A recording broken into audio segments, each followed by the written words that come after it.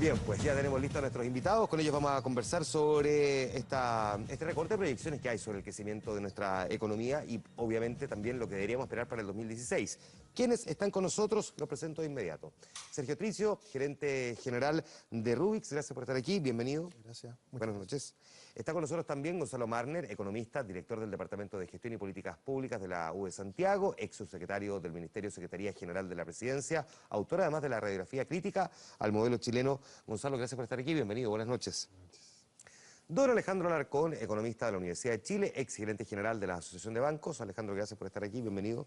Buenas noches. Juan Manuel. Y Rafael Garay también, economista, CEO de Think and CEO. Gracias, Rafa, por estar aquí también. Bienvenido. Gracias, Juan Manuel. Buenas noches. Me estaba contando ahí que había tenido una lesión. Yo sé que no tiene nada que ver con lo que vamos a contar, pero Muy menor. ¿puedes contarnos brevemente qué te pasó? No, una lesión deportiva muy menor. Ya, mira, ya hay unas fotos por ahí dando vuelta Es que por eso te lo pregunto. en Instagram, así que la pueden bajar a Instagram, Rafa Garay Chile, ahí está Ya, la ok. lesión. Por si acaso más adelante después se lo encuentra y dice, ¿qué le pasó en la parte de atrás? Juan Manuel Astorga me golpeó porque no le gustó lo que dije. ¡Responde, Rafa! Ya. A ver, voy a empezar contigo, aprovechemos al tiro. ¿Qué deberíamos proyectar para el 2016 realmente? Porque uno empieza un poco a confundirse con lo que dice la CEPAL, con la corrección que hace, la OCDE, la proyección de los economistas del Banco Central. ¿Qué es lo que deberíamos esperar en términos de crecimiento económico para el 2016? Misma pregunta que le voy a hacer a los cuatro, por supuesto. Mira, fíjate, yo miraría dos cosas y después trataría de proyectar. Primero, nosotros tuvimos el año 2014 una caída de la inversión de 6,1%.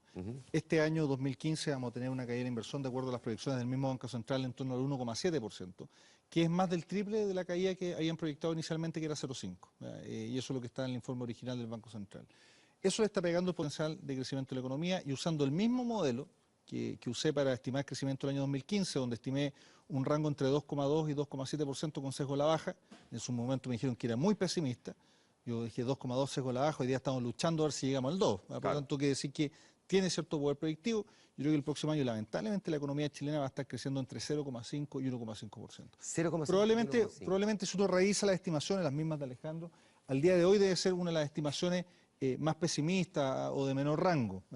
Pero en realidad, con los datos disponibles, con las caídas de inversión, con la pérdida de competitividad, ojo, del sector exportador, y no me refiero solamente a la minería, que todos sabemos, ¿cierto?, que el superciclo, como se denominó, parece haber llegado a su fin y tenemos una caída fuerte de la minería. También otros productos exportables. Yo he conversado con distintos exportadores y cuando todos dicen esta caricatura de con dólar a 700 los exportadores aplauden, esperemos un poquito, el tipo de cambio se ha depreciado en Chile un 17% y hay productos exportables cuyo precio de venta cayó un 50%. Por lo tanto, han perdido competitividad, estamos exportando menos, salieron recientemente los datos, ¿cierto? Y los datos muestran un deterioro de las exportaciones chilenas. Eso me hace pensar para el año 2016 un escenario más bien, no diría pesimista, realista, pero la cifra obviamente no le gusta a nadie. Esa es la proyección que además a través de tu modelo finalmente te está arrojando. Déjame preguntar, Alejandro, más allá de si es la tuya, pero ¿cuál es la que te hace más sentido de todas las proyecciones de crecimiento económico para el próximo año? Bueno, hay un consenso de varios colegas que en estos momentos, con esta trayectoria de la economía, estamos en el 2%. A mí me encantan las películas del espacio, entonces es como cuando tú echas un astronauta que no tiene motor propio, ¿no es cierto?, y se va solo con la inercia. En este momento con la inercia nos vamos solos, a no ser que le pase un meteorito, que es el gran peligro, que es la otra analogía que yo he comentado, que esto es como un avión que va volando a ras de suelo, que va volando, pero al primer contratiempo se estrella y ahí nos vamos a una recesión. Pero en este momento estoy proyectando un 2%. Y yo agregaría lo que dice Rafa, que le encuentro toda la razón, de la caída de la inversión, que por lo menos en mi vida profesional ha sido la más importante que yo he visto en un periodo tan corto. Esto empezó en el tercer trimestre de 2013, cuando todavía era presidente de don Sebastián Piñera. Ahí ya tuvimos la primera, y después ha continuado lamentablemente, y se ha agravado con lo que ha pasado en Asia. Pero concretamente, acá tenemos hace 15 años una caída o en cero de la productividad. La productividad es el otro factor que explica que no podamos crecer, y si a mí me dieran la oportunidad de estar ahí donde las papas queman, yo me preocuparía de la productividad. La productividad de la economía en este momento es cero o negativa, y eso también lleva a una trayectoria cercana al 2%, y tal vez podría ser un poco, Rafa, un poco menos. Y ahí me acerco un poco más a tu modelo. Gonzalo, ¿con qué de todas las proyecciones te hace más sentido, te acercas más? Yo tengo la percepción de que este año no vamos a llegar al 2%, el 2015. Y en cambio soy un poco más optimista para el 2016. Los recientes datos de importaciones, que por lo demás se conocieron en estos días, ¿verdad? Revelan, fíjate, sorprendentemente una tasa de incremento en 12 meses de la importación de bienes de capital, bienes de consumo, por sobre 2 dígitos. Si esa trayectoria se confirmara, quién sabe si eso va a ocurrir, entonces indicaría un mejor comportamiento para el año próximo. Pero yo este año lo veo cerrando con menos de 2% de crecimiento. Este año, ¿el próximo? Alrededor de 12. También, ya, perfecto. Y por último, Sergio. Bueno, yo estoy más bajo que el mercado. Hoy día se conocieron las expectativas para el próximo año y también coincido con Rafa, quizás no tan pesimista como Rafa, pero sí yo creo que el crecimiento del próximo año va a ser menor que este año. Y eso yo lo atribuyo en gran medida a un factor que en otra entrevista hablamos del tema cobre y era algo muy importante. Yo era muy negativo respecto a los otros panelistas en su minuto y se ha ido dando ese escenario. Hoy día estamos en mínimos de 6 años con el precio del cobre. De hecho, creo que el cobre bajó después de esa entrevista que te hicimos. Claro, exactamente. Y de hecho, si uno mira, por ejemplo, el cambio de expectativa económica en nuestro país y mira el precio del cobre, desde mayo hasta ahora ha caído drásticamente. El precio del cobre, de niveles cercanos a los $3 la libra, a los niveles actuales de 2,2, y el crecimiento proyectado para el próximo año, que era en ese momento un 3,5, ahora estamos cerca del 2. Entonces, claramente hay una correlación ahí bien importante de lo que nos afecta finalmente a nosotros, que es el precio del cobre en gran medida, y yo creo, y yo soy bastante pesimista con lo que va a ocurrir en el futuro con el precio del cobre, que nos va a seguir afectando, que agregaría ese factor a la discusión. ¿Qué es ser pesimista, Sergio? Yo creo que este año estamos con un precio del cobre en 2,55 precio promedio. El próximo año deberíamos tener un precio del cobre de 2,2 precio promedio. Por lo tanto, deberíamos andar en un rango 1,92 a 2,5 como techo. Y por lo tanto, vamos a tener un precio del cobre más bajo, promedio, que es lo importante en definitiva para la industria. Y eso va a seguir ralentizando la inversión y va a seguir postergando una recuperación a más largo plazo. Déjame preguntarte, voy a hacer la vuelta al revés ahora. Parto preguntándote a ti, Sergio, pero aquí por supuesto que tienen todo el derecho de interrumpirse, todo lo que quieran, me pueden mandar si quieren al camarín, yo los veo desde allá. La idea es que ustedes también dialoguen entre ustedes, pues, intercambio de opiniones. ¿Qué es lo que está provocando este mayor crecimiento económico? Son varios factores. Ya hemos dicho precio del cobre, para mí es muy importante. Otro factor importante es la confianza. La confianza del consumidor, la confianza de los empresarios es muy baja, hay reformas en discusión, siguen haciendo ruido y mientras eso no cambie, no se estabilice, vamos a seguir teniendo menor gasto, menor consumo. Otro factor importante es que al final el mundo está creciendo menos. Por varios años hemos esperado el crecimiento que ha proyectado el FMI, que siempre es más optimista para el año que viene. Siempre. Finalmente nunca se ha cumplido esa proyección. Y el mundo está creciendo menos. China se está desacelerando, Europa, Japón crecen con suerte al 1%, y Estados Unidos, que se veía una recuperación, finalmente ha quedado bastante menor a lo que se pensaba. Ahora, importante eso, lo que dices tú, Sergio, solamente un detalle. Respecto a la estimación de organismos internacionales en general, pues las desviaciones son brutales. Yo tengo un programa en la radio y los critico todos los días. Siempre me mandan mensajes y regalos de agradecimiento por mis palabras, estos organismos. Pero no es una desviación menor cuando un organismo internacional te dice, mira, vamos a crecer en torno al 3,2%, tú estás rasguñando el 2%, y te ajustan, ¿cierto? El caso de algunos organismos, la OCDE, por ejemplo, te ajusta la estimación en noviembre. A mí me parece vergonzoso que organismos internacionales estén con estimaciones totalmente fuera de rango, ¿cierto? Algunas incluso cerca del 3,8% comienzo de año, y recién, perdón, estamos casi a 11 de noviembre, recién empiezan a ajustar a un escenario que podría acercarse al 2, cuestión que ya por los analistas locales ha sido levantado hace bastante tiempo. Entonces también, ojo, porque muchos toman decisiones con datos que dan organismos internacionales. Y dicen, bueno, yo le creo más a la OCDE que a Rafael Garay. Está bien, créale. Pero cuando yo dije 2,2% en enero para el año 2015, la OCDE hablaba de 3,2, 3,4% y estamos creciendo, como dice muy bien Gonzalo, probablemente ni siquiera el 2%. Entonces también hay que tener ese cuidado. Ojo, los organismos internacionales, muy respetables, generan muchos puestos de trabajo, llegan con notadas personas a trabajar ahí, ajustan sus proyecciones de manera mucho más tardía de lo que puede hacer un analista independiente, y en ese sentido lo importante es que la gente utilice, ojalá,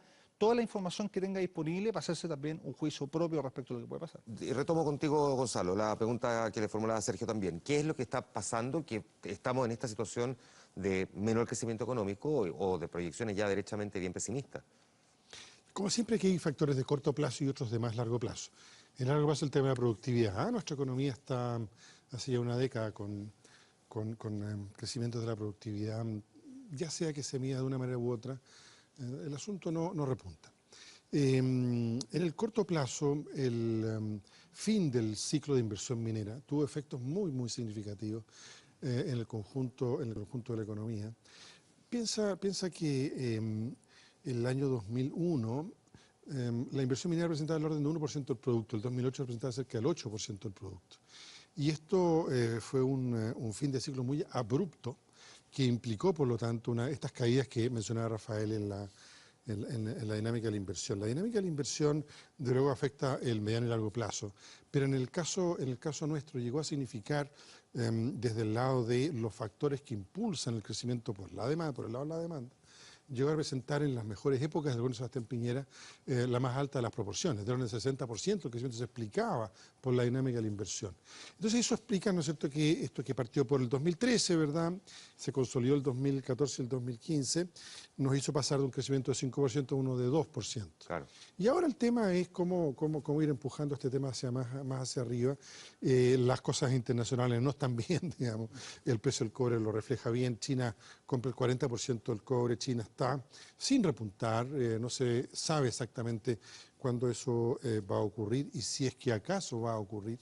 Y por lo tanto, yo creo que hay una situación en donde no se ve mucho por dónde en el corto plazo, el año próximo y el subsiguiente, vayamos a salir de este nuevo, nueva trayectoria del 2%.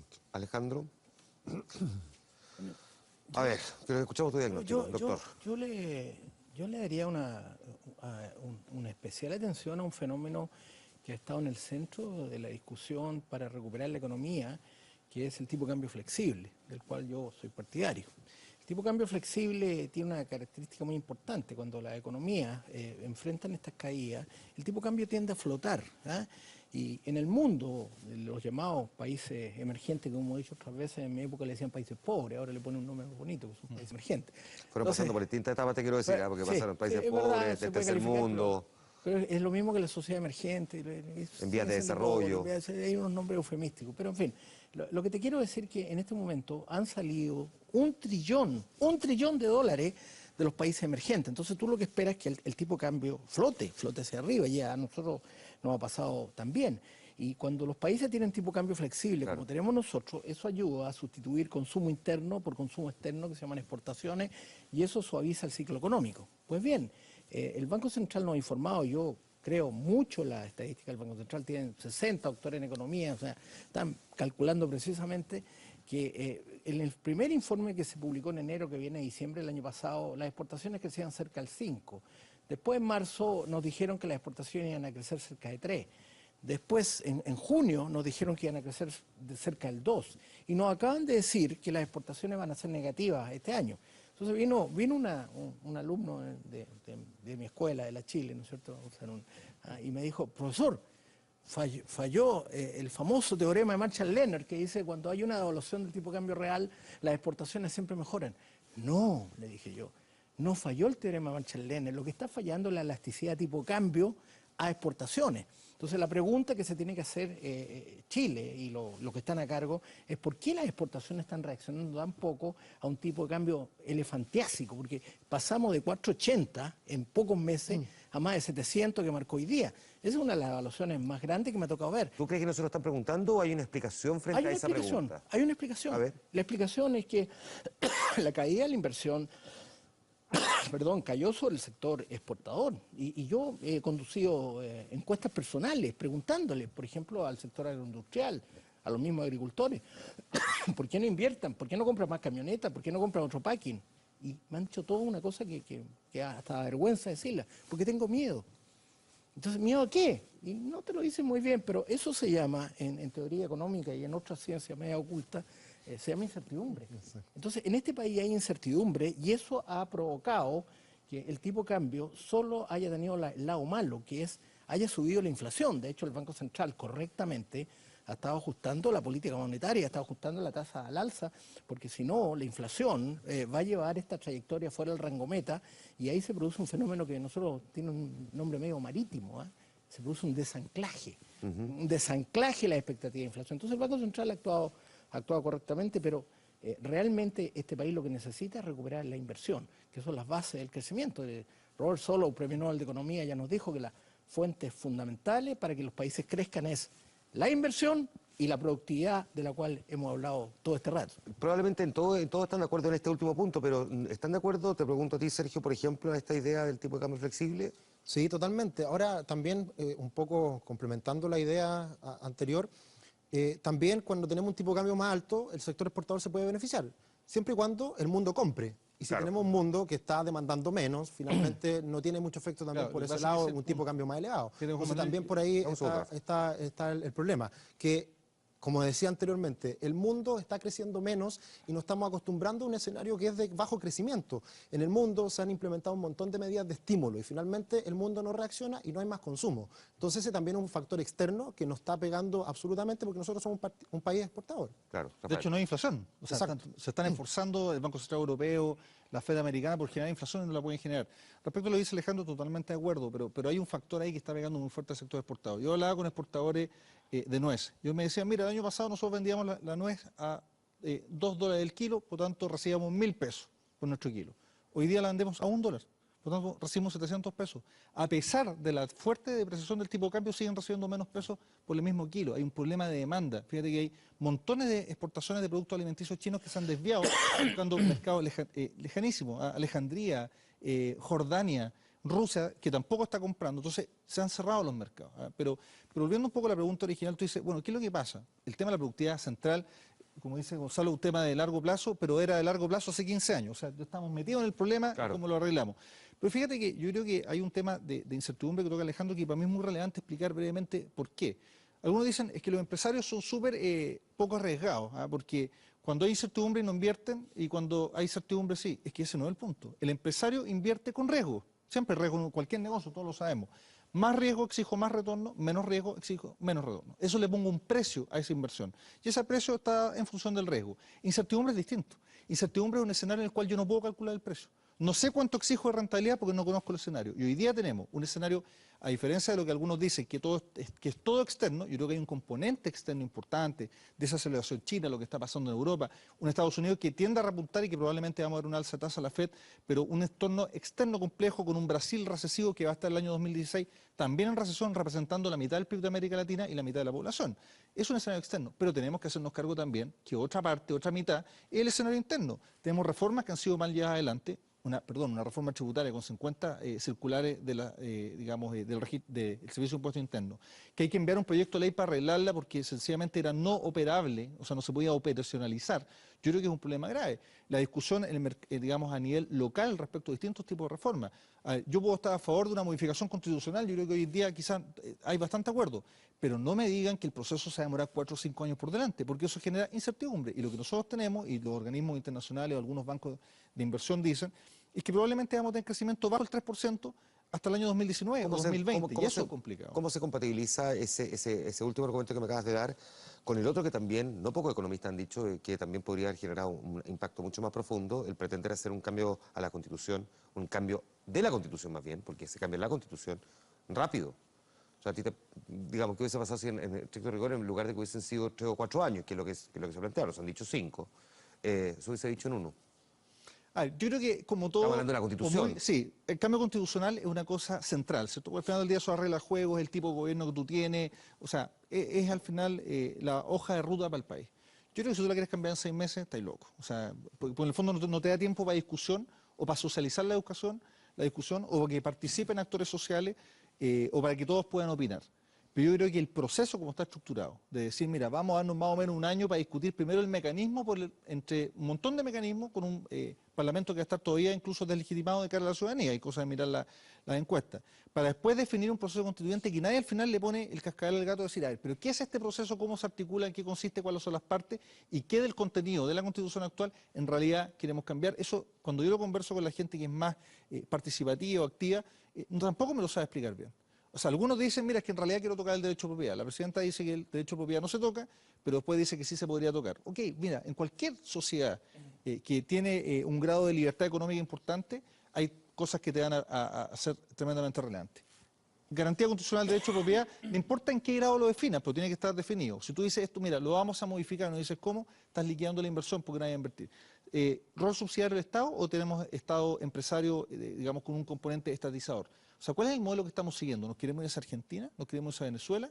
¿O queremos Ya, pero eso no es un poco, o sea, es un poco Corea del Norte, caricatura. no, pero más que la caricatura de, Es que es una tendencia. es una caricatura. El caso, no, pero déjame terminar. El caso de Argentina me refiero, ellos definieron una cosa que tú puedes estar a favor o en contra. No estoy diciendo que a Argentina le vaya bien o mal, lo que digo es lo siguiente.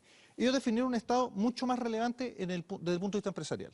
Ellos dijeron, mira, este Estado tiene que Pero no industrializar. es que Rafa, estáis conversando en pera con manzana, porque perdona, pero no vivieron el proceso que se está planteando aquí. pero digo, No hay un al cambio, definir, no hay ¿tú una dices nueva rol constitución. subsidiario sí o no, por ejemplo? Claro, pero ok, pero no se está haciendo de la manera en que se pretende hacer aquí, donde va a haber una alta participación de dos tipos de parlamentos para no ningunear a este que existe, así lo entiendo yo, y donde la ciudadanía también va a tener una voz relevante. El tipo de modelo que construyamos lo vamos a definir entre todos, eso es lo que se está planteando, más allá si hay quienes quieren cambiarla o no, Pero eso yo creo que hay que acotarle, yo creo, no sé, la mayoría probablemente está por cambiar. Sí. Lo que digo es acotarle cierto plazo. Y como digo, hacerlo muy rápido me parece irresponsable. Gonzalo. Pero tal vez dejarlo eternamente, Perfecto. creo que es un poco irresponsable. ¿Sientes tú que este proceso de la nueva constitución está generando estos grados de incertidumbre también en materia de inversiones y desarrollo económico, de crecimiento? Hasta aquí veníamos llevando una conversación bastante consensual, pero Por yo fin ahora aparece- voy a disentir Claro. de frente porque en verdad teníamos un crecimiento fuertemente empujado por la inversión. Esa inversión tenía un componente externo, cobre, pero también un fuerte proceso de política contracíclica, el impulso fiscal de fines del gobierno de la presidenta Bachelet, y inicio del presidente Piñera, la reconstrucción después del terremoto, en fin. Todo eso empujó fuertemente la economía. Y el consumo se dinamizó de modo significativo. Termina ese ciclo, empieza otro, ¿qué se hace? En ese sentido, entonces, creo que es una discusión específica. Ahora, si cada vez que en este país se quiere avanzar hacia formas más civilizadas de convivencia, una constitución que emane de los ciudadanos y no de la imposición sangrienta de un golpe de Estado, unas reglas laborales no tan brutales como las que tenemos en Chile desde el año 78 a lo menos en adelante. Si queremos un poquito de características redistributivas de los impuestos, si queremos una educación que no sea este mercado generalizado allí donde no tiene que estar el mercado, si queremos entonces una sociedad un poquito más cohesionada, entonces no, mire, eso va a matar la inversión. Yo le tengo mucho aprecio a Rafael, pero cuando lo escucho decir de que nadie invierte en Chile porque hay incertidumbre, porque hay unos exportadores de nueces o unos amigos agricultores, en fin, de nuestro colega acá, yo digo, por favor, a ver, los procesos de inversión en Chile con un empresariado que es suficientemente serio, sistemático, y que lleva adelante sus procesos de expansión de un modo que no tiene nada que ver con que, mira, la verdad es que no sé qué es lo que va a pasar. Estamos hablando de gente un poco más seria que eso. Y nuestro país entonces tiene un problema económico que requiere respuestas económicas, y tiene un problema de cohesión social y un problema de profundización democrática que tiene su propio proceso. Hay quienes están en contra de una constitución democrática, en ¿Me da un contra de segundo, reformas Gonzalo? laborales. Porque se sintió recién otro muy fuerte movimiento telúrico del que vamos a entregar los detalles en los próximos minutos.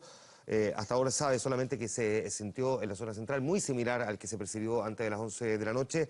Vamos a ir con los detalles apenas los tengamos, pero estamos por supuesto reporteando este tema porque evidentemente que genera mucha preocupación. La gente, sobre todo en el norte del país, nos ha escrito harto preguntándonos por los detalles del anterior sismo. Vamos a ver si este tuvo ahí lugar en su epicentro en las cercanías del que se sintió antes de las 23 horas. Hasta ahora no hay mucha información al respecto, pero se espera que en cualquier momento se entregue más antecedentes sobre este movimiento telúrico, solamente para ir actualizando también a nuestros televidentes. Ahí estamos viendo en todo caso parte de los datos.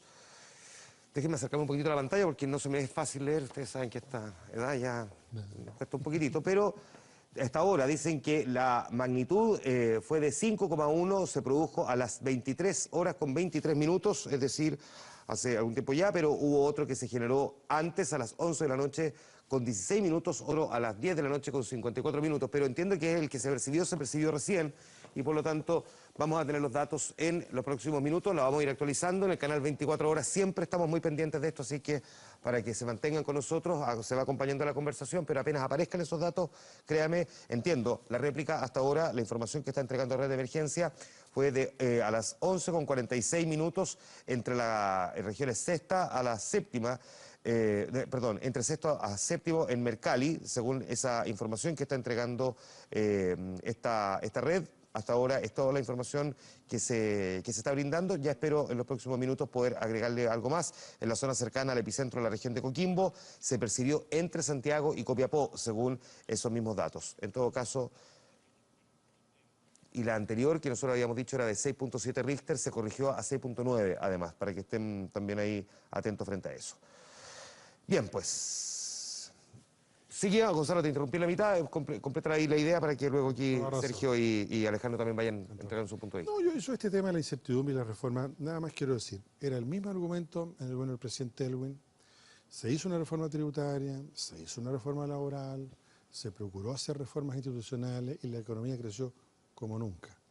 Los fenómenos económicos tienen su propia dinámica, querer confundir las propias opciones políticas con la dinámica económica y a su vez rechazar opciones que legítimamente la sociedad se ha dado en la esfera política por la coyuntura económica, no me parece legítimo, no me parece que corresponda a la profesión de economista opinar sobre lo que los ciudadanos eligen o no eligen, y menos aún esta interpretación según la cual la economía se rige porque hay unos señores que quieren hacer más democrático el país o más igualitario. Ahora, ¿no es derecho de todos también tener una opinión frente Pero a por eso? supuesto. O sea, de los economistas, me imagino que de los Lo que pasa es que los historiadores, de los abogados, de los ciudadanos de a pie. se recubren, Juan Manuel, de una cierta idea de algo así como los oráculos de la ciencia en esta materia, cuando opinan como ciudadanos como el resto. A ver, ¿qué fundamento científico puede tener el decir que la caída de la inversión este año, que se acompañó o que acompañó a caídas en los 2 años anteriores de la inversión, qué tiene que ver eso con la reforma tributaria? Estrictamente nada.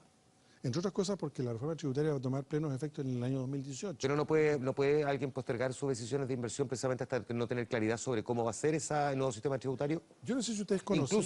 Incluso porque a lo mejor podría haberse beneficiado con el nuevo sistema tributario, por lo tanto, si sabes que... En el caso de las pymes. Claro, en el caso de las pymes, voy a esperarme hasta que lo conozca en detalle y lo pueda entender bien. Fíjate que las pymes han ganado totalmente con esta reforma tributaria, van a tener una situación de mucho mayor simplicidad y ventajas en las tasas, de modo tal que quien conoce la situación tributaria estando en la dinámica de las pymes sabe muy bien que lo que tiene que seguir haciendo es trabajando e invirtiendo.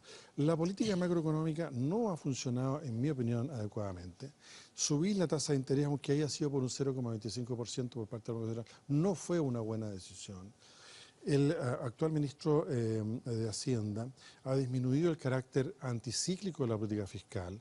Yo creo que por ahí va la cosa, mucho más que por decisiones que son legítimas y se toman en el plano de la democracia y de los intereses de los ciudadanos. Alejandro, yo lo que creo, sí, que hay 3 razones. Una es, y ahí no estoy de acuerdo contigo, Gonzalo, porque el ciclo económico que tuvo, por ejemplo, el presidente Piñera fue uno empujado por la demanda, excesivo gasto. De hecho, quedó registrado que llegamos a un 5% del Producto Interno Bruto. Eso se llama exceso de gasto.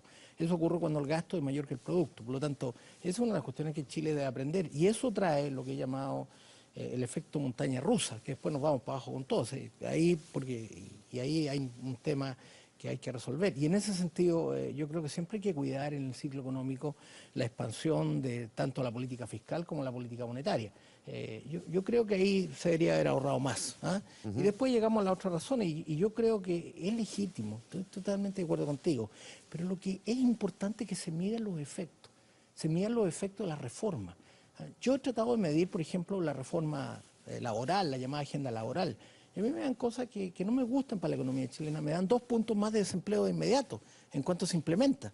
Me ha tocado vivir conflictos al interior en mi rol de director de empresa, donde algunas de las compañías que yo he participado han sido tomadas. Entonces, ese tipo de cosas conduce a incertidumbre. Y después está el tema constitucional, que es legítimo, pero midamos los efectos. Si aquí lo importante son los efectos. Estoy totalmente de acuerdo, Gonzalo, que es legítimo que la sociedad sea dinámica, que se exprese, y que ciertamente, por ejemplo, en el terreno laboral, los sindicatos tengan una expresión, pero midamos los efectos. Si no medimos los efectos, vamos a tener problemas y vamos a terminar con la economía mucho más desordenada. Sergio. Sí, yo coincido con que hoy día no hay que echarle la culpa a todas las cosas internas, a la reforma, y yo creo que no es 100% culpa de lo que se vive al interior del país, lo que estamos viviendo en la economía. Hay factores que se mezclan, y es lo externo y lo interno. Y en ese sentido hay que tener cuidado pero no hay que, digamos, dejar de ver que genere incertidumbre todas las reformas que se están haciendo. Y lo mismo, se tienen que medir y si se implementan mal, obviamente que va a tener algún efecto. Claro. Y es lógico que hay incertidumbre, porque están cambiándose las reglas del juego. Quizás no es tan terrible como algunos lo pintan, estoy de acuerdo, pero de todas formas tiene un efecto.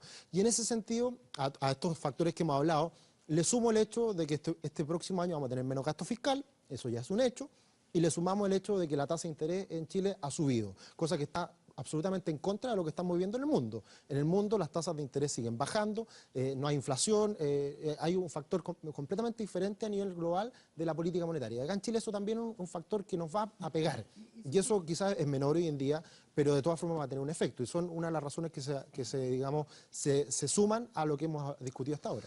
Tengo que dejar hasta aquí la conversación porque tenemos que ir hasta el norte para saber qué está pasando ahí, qué cosa que va a pasar en los próximos minutos, pero desde ya, Sergio, muchísimas gracias por haber estado aquí. ¿Vieron lo que provocaron? Remesones con su diálogo. Alejandro, muchas gracias.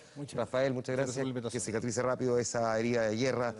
Ahí nuestro deportista. Muchas gracias, Gonzalo, también por haber estado aquí. Nos vamos a ir a la pausa entregándoles ya los primeros datos sobre este nuevo sismo que se sintió, decíamos, a las 11 de la noche con 47 minutos. Se sabe, 6,4 Richter. Vamos a ver si se mantiene o se corrige esa cifra. A 90 kilómetros al oeste de La Higuera estuvo el epicentro, muy cerca entonces del anterior. Este sismo que tuvo en el caso